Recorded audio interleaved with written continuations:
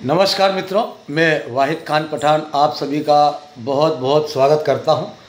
और हम जैसा कि प्रारंभ से ही कहते आए हैं कि हमारे जीवन में शिक्षा का काफ़ी महत्व है और ये इतिहास गवाह है कि शिक्षा जिसने भी ग्रहण करी है अधिकांश उसमें सफल हुए हैं और उन्होंने एक इतिहास कायम किया है और उन्होंने अपना परिवार का नाम रोशन करा, अपने गांव का नाम रोशन करा और हमारे देश भारतवर्ष का भी नाम रोशन किया है।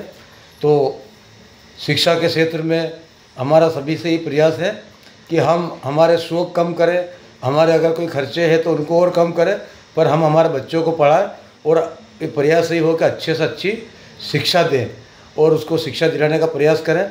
शासन भी उसके स्तर से बहुत प्रयास कर रही है। अब हम आते हैं सीधे मुद्दे की बात पर। तो जो भी 10वीं और 12वीं की परीक्षा का रिजल्ट आया है और जो भी उत्तीर्ण हुए हैं, चाहे वो श्रेणी में हुई हो, प्रथम श्रेणी में हुई हो या जो भी श्रेणी है, उन सभी को बधाई।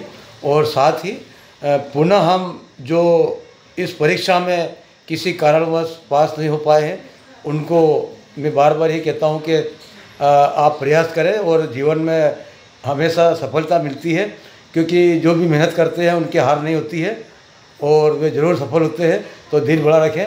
तो हम आज इसी कार्यक्रम में आज आए हैं। मोहम्मद अयान साहब हैं जिनकी उम्र लगभग 15 वर्ष है। इन्होंने कक्षा 10th जो सेंट्रल बोर्ड सेकेंडरी एजुकेशन परीक्षा की परीक्षा दी थी और जावरा के एक निजी विद्यालय में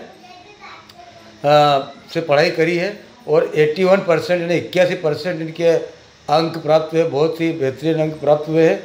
और साथ ही मैं बता दूं, ये हमारे मोहम्मद निसार भाई आलिम साहब हैं, इनके सुपुत्र हैं और हम साथ ही इनकी वालिदा मकीना खातून भी हैं।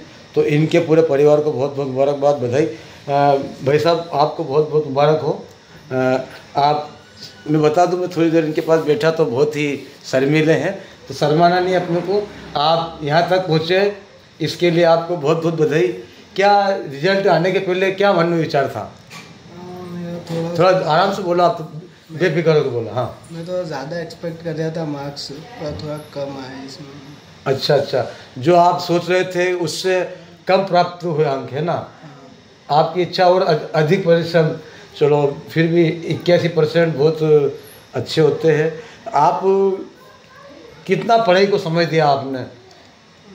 मेरे शुरू में मेरे से क्या थोड़ी गलती हो गई कि पढ़ने में, तो फिर मैंने एंड में बहुत कवर करने की कोशिश करी थी। अच्छा, एंड में आपने इतना कवर कर लिया कि 81% आ गए। शुरू से आप और अधिक पढ़ाई करते तो हो सकता है 99 या 100% आने की संभावना थी, है ना? अच्छा, और कितने घंटे पढ़ाई करी फिर भी एक अनुमान?